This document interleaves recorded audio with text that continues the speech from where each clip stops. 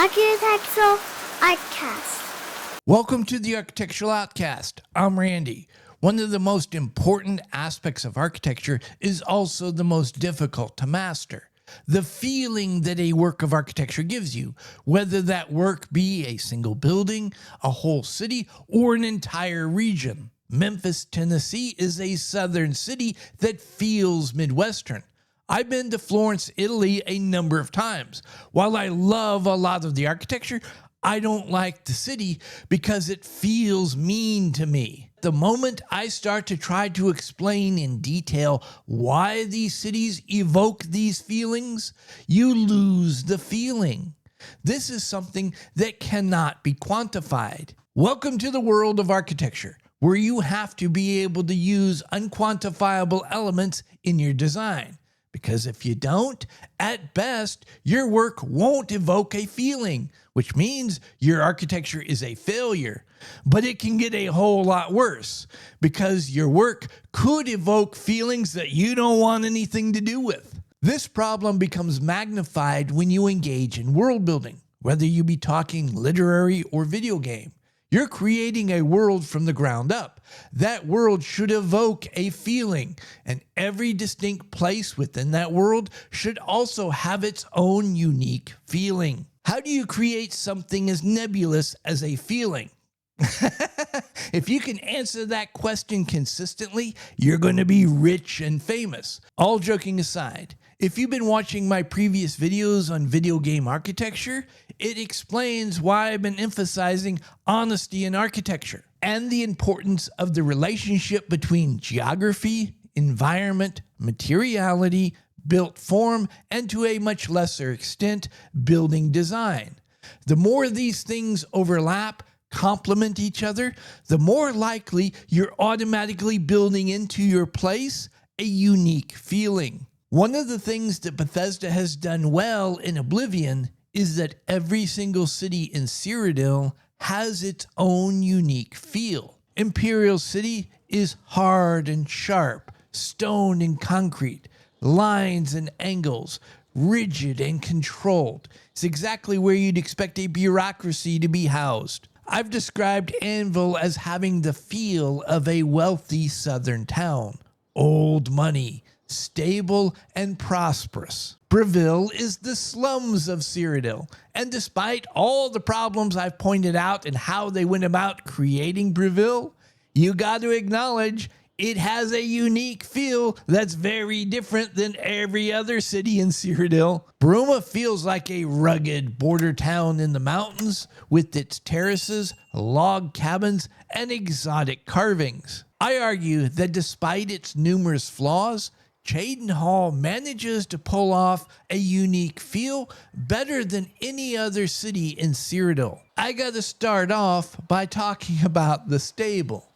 This building has appeared as a stable and elsewhere multiple times throughout Cheydinhal. Using the same cookie-cutter building in a prominent spot, like a stable that you will encounter every time you come to a new city, actively undermines your efforts to create a unique feeling for each place. Okay, Randy, is this where you're going to bring up boards shouldn't be in a medieval setting? Well, sort of. I'm not going to talk about how boards are an anachronism, which they are. This time around, the issue is materiality. Having a building made of wood and stone in a forest-covered hilly region makes sense, but it's how those materials are used that causes problems with believability and causes problems with creating a unique feel. For example, you find these little thatch-covered stone cottages all over Cheydinhal. Anytime you have stones of roughly the same size being used to build a building, those stones are going to dictate the size, shape, and form of that building. So it would make sense that these stone cottages would look very similar all over Cheydinhal. Boards, on the other hand, don't dictate a specific building form in their use. They give the designer a great deal of freedom in the type of building they create. It's why boards became so popular when they became available. In a hand-built world, with a material, boards, that allows a great deal of flexibility in your building form, how can you have identical buildings all over Cyrodiil? These buildings are so identical, whether they're stables or in the slums of Bruma, they even have the same mistakes. They have the hinges on the wrong sides of the door on the inside. It's a constant reminder. It's a slap in the face of the players. This isn't real. This isn't real. If you can't be bothered with the little things, no one's going to care about the big things, like believability, like feel. Using the same building for so many of the stables is a warning about shortcuts, because that's exactly what it is. Bethesda designed one stable and then copy-paste, copy-paste. But a shortcut always costs you more than you expect. Another example of this are the walls of Cheydinhal, because they're a glorious mess. The gates to Cheydinhal, they're like most of the other gates in Cyrodiil. 19th century Victorian romanticized reinterpretations of medieval gates. Having said that, these gates look like what people expect to see when you say medieval gates. So they work. One of the elements that gives Cheydinhal its unique feel is its sense of verticality in its buildings and its walls, sort of. Cheydinhal's gate and its flanking towers are unusually tall, and the tower's unique cone-shaped roofs further add to the sense of verticality. But the rest of the city's walls are all over the place, high and low, all willy-nilly. The section of wall immediately to the right of the main gate doesn't look like a wall. It looks like what it is, a shortcut. The developers couldn't be bothered to design a section of wall to fit that space. So they took an existing asset and stuffed it in there regardless of whether it makes sense or not. Just a few towers over, you see a section of wall that actually makes sense structurally. It looks the way it's supposed to. All the city walls in Cyrodiil, except for Imperial City, have these distinctive buttresses and arches. These aren't just decorative, they're structural. The buttresses reinforce and strengthen the walls, and the arches allow for the tops of the walls to be thicker, giving space for the crenellations and room for defenders. Arches are amazing, and they're incredibly strong, but there's one important rule you can never forget when dealing with an arch. You just can't start chopping off parts of them and expect them to still do their job. A mason would never build a wall like this. The buttress and arch serve no purpose. In the towers flanking the gate, part way up from the bottom, you have those two distinctive bands of dressed stones. Little decorative element. On the next tower over, the top decorative band is sitting on the ground. Why? I mean, we know why. The developers just took the tower and sank it down into the ground. But again, no mason would ever build like this. What's the point? Coming around that same tower, you see that little bit of arch diving into the tower. It's silly, bordering on goofy. There is an instance where you could have a tower covering up arches on both walls coming into it, if the tower was added later. But there's nothing here to indicate that this tower wasn't built at the same time as the rest of the walls. If it was just that one section of wall, you could say, oh, no big deal, something slipped through. But just to the left of the gate, you find silliness taken to a whole nother level, where the walls serve zero defensive function. The wall is so short, you can climb over it. If the wall's this short, the arches and buttresses serve no purpose. So why would they go through all the effort to put them in the first place? And how would they put them in? And then there's the whole issue of the structure. These big stones at the base of the arch, they're not just decorative. They're what holds the arch up, keeps it from flattening out. Where are those stones holding up the arch on this side? No stones, no arch. And you say, well, they're just buried underground. Okay, why would they do that? Coming around the same tower, and we're back to unusually high walls again.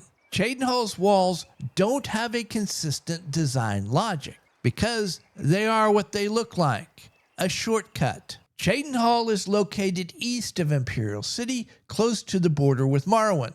It's also on the headwaters of a river system that runs into Nibbin Bay. Cheydinhal's geography tells us it would be part of a river trade network. It would have connections to Imperial City, Breville, and Leeuwin. We would expect Cheydinhal to be a prosperous market town. Goods from the farms and mines in the area would all come pouring into Cheydinhal to be shipped down the river. Cheydinhal has a river running through the town, which further reinforces the idea that it would be a river market town. But there's a problem. The map shows that Cheydinhal doesn't exactly sit on the river. So where does the river that goes through Cheydinhal come from, and where does it go? On one side of the city, you find what looks like a spring. There's lots of historic examples of cities springing up next to a spring. A consistent, reliable source of pure, clean water has always attracted people. Springs oftentimes start off as religious sites, and we have a shrine here. And over time, if there's enough water, a city can develop. Here we have enough water that when it flows into the city, it becomes a river. But when the river comes out on the other side of the city, it turns into nothing. The first question I have, where does all the water go? When you go back to what looks like the spring, you'll realize things are taking a turn for the farcical. The spring is on a rocky outcrop overlooking the headwaters of the river system that runs into Nibbin Bay. And you ask, what's the big deal? Water can go through underground passages from the spring down to that river system. Yeah, but there's a problem. As shown, the river going through Cheydinhal makes no sense. If this spring is connected to the river down below, then it shouldn't be feeding a river going through Cheydinhal out to nowhere. The spring should be on the other side of town. It should flow through the city out to this area and then down to the river system below. As shown, it's backwards, and it makes no sense. Just like Leeuwin, Cheydinhal's geography tells us it should be a port city. This time around, a river port city. When we get to Cheydinhal, we don't find a port. Nothing, nada, zilch, not even the vaguest reference to one. Cheydinhal has the same problem Leeuwin does. Not only does it not fulfill our expectations, it brings into question why it exists in the first place. One of those little inattention to details that most people will probably not pay any attention to, but once you notice, they will drive you bonkers. You have these boats along the banks of the river running through Cheydinhal. As shown, the river that runs through Cheydinhal begins and ends outside the walls of the city. Where do these boats come from? What's their purpose? You say, well, they could be pleasure craft for just spending the day on the river. They're the wrong type of boat for that, but okay. But here's your bigger problem. The bridges I'm about to rave about that are really well designed and help give Cheydinhal its unique character. These bridges are so low and have so many piers, they block the river.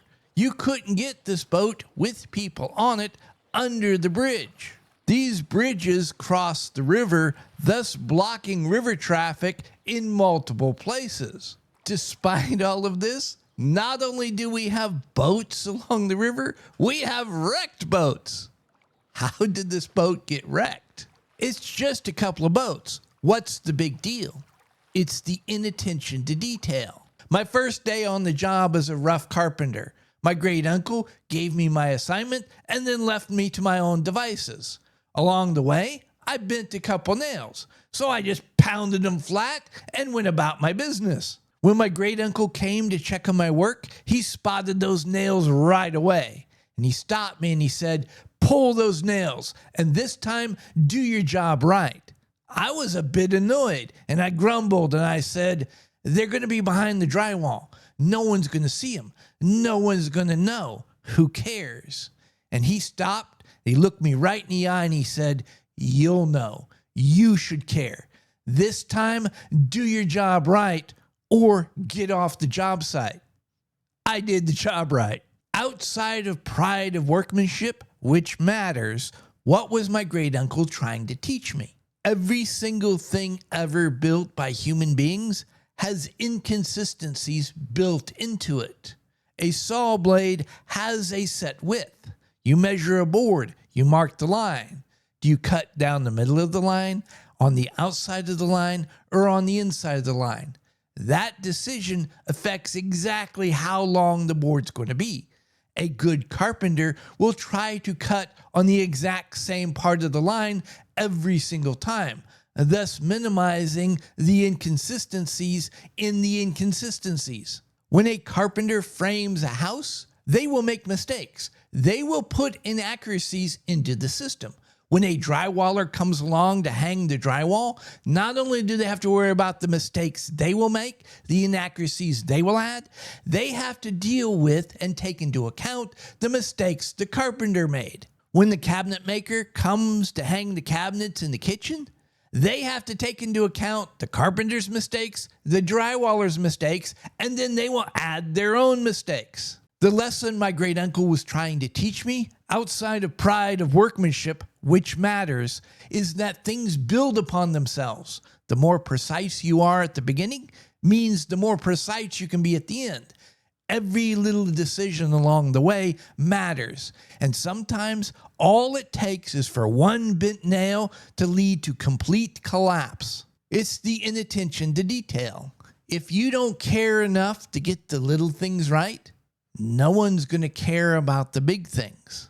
One of the first things you notice when you come into Cheydinhal, outside of the silly walls, is there's a lot of open space, a lot of empty ground with no buildings. Let me guess, Randy. You're going to say this is another example of the inattention to detail that leads to the collapse in believability. Well, actually, no. The devil's in the detail. All this open space contributes to the unique feel of Cheydinhal as a provincial market town. There are lots of legitimate reasons for a city not to be filled to overflowing with buildings. Two quick, obvious reasons. You have a city planned to be bigger than it currently is, or you have a city on decline. The built-up parts of the cities are flat and have been paved, whereas the uninhabited parts of the city are rugged with steep slopes and lots of mature trees, indicating this part of the city was never developed. This is not a city in decline. This is either a young city still growing or a mature city that's reached population stability. Either way, it matches our perception of Cheydinhal as a provincial market town. The people of Cheydinhal's willingness to leave the uninhabited parts of their cities rugged and natural further reinforces a laid-back, easygoing, laissez-faire, live and let live, if it ain't broke, don't fix it attitude, which again further reinforces a provincial market town feel. This same laid-back, easygoing, whimsical, and almost playful attitude is further reinforced in the city's architecture. First thing you have to acknowledge, unlike every other city that we've explored so far, Cheydinhal doesn't have a slum. Every building in town is properly maintained. Not only does this contribute to the sense of being a prosperous community, it changes the symbolism of a lot of the details. Suddenly, plants growing up the sides of buildings don't give the impression of dilapidation, poverty, and despair. They give the impression of being intentional, an aesthetic choice, which fits with a city that leaves its uninhabited areas natural. Y'all see how this symbolism thing works? Back to the whimsical, playful buildings. We see a similar building style to the rest of Cyrodiil. Post and beam construction, stone infill on the ground floor, upper floors wattle and daub. A distinctive feature of Cheydinhal architecture is its use of the local purple wood. Gotta say, I really like how it contrasts with the whitewashed walls. If I'm going to be consistent, I gotta point out the ground floor, post and beam structure with stone infill walls is silly. There's no point to it. The ground floor should be all stone wall with the post and beam structure sitting on it. Having said that, Cheydinhal is an example of where, even though it doesn't make sense, it looks right. It looks like it belongs. It fits with the overall style and impression of the architecture. One of the features of Cheydinhal architecture is style over function. They're willing to put in extra effort to achieve a particular aesthetic, even if that aesthetic doesn't serve a practical purpose. All the houses in Cheydinhal have geometric patterns on their roofs, which is going to take a lot more time, effort, and expense to put in. 2 types of shingles, smaller shingles, all the effort to line them up to get the patterns. And then this requires more maintenance over time. We see the same pattern with the structure. The cross bracing has become part of the aesthetic. And then there are the round towers and conical roofs. There is no practical reason why they have to take that form. It's an aesthetic choice. They're meant to be whimsical and playful. And again, giving us another insight into the mind of the people of Cheydinhal. And this brings me to these lovely little bridges, which further reinforces the unique feel of Cheydinhal as being a laid-back, easygoing place full of whimsy. First, for the criticism. All these bridges are too small. They're pedestrian scaled. If this is supposed to be a market city, they need at least 1 bridge at commercial scale, big enough to allow goods back and forth across the river. Now for the good. These bridges are really well designed. A fascinating mixture of Asian and Low Country influences. The structure is believable, but it's more than believable because you could actually build this bridge. The same design philosophy used in the buildings is reflected in the bridge. There's the same sturdy structure with whimsical details, along with precise, intricate joinery. A little side note, this is real joinery. With all the time, effort, and thought that went into making this bridge, and the bridge is clearly being maintained, that means all the greenery is an intentional aesthetic choice. Symbolism. The architecture of Cheydinhal creates the impression of a people who are laid back and easygoing, a little whimsical, but precise. They've put a lot of time and thought into an aesthetic that creates a unique feel for their city. And then they have the pride of place to put the effort into maintaining their bridges and buildings. These people would never allow their streets to fall into disrepair and become strewn with weeds. Inattention to detail. A lot of people will make the legitimate point that despite all the flaws, Cheydinhal still turned out pretty dadgum good.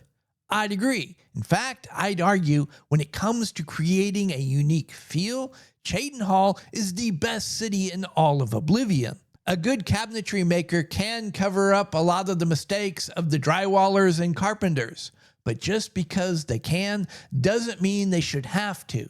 Imagine, for a moment if you will, if Bethesda had paid attention to all the little details, how good Cheydinhal could have been.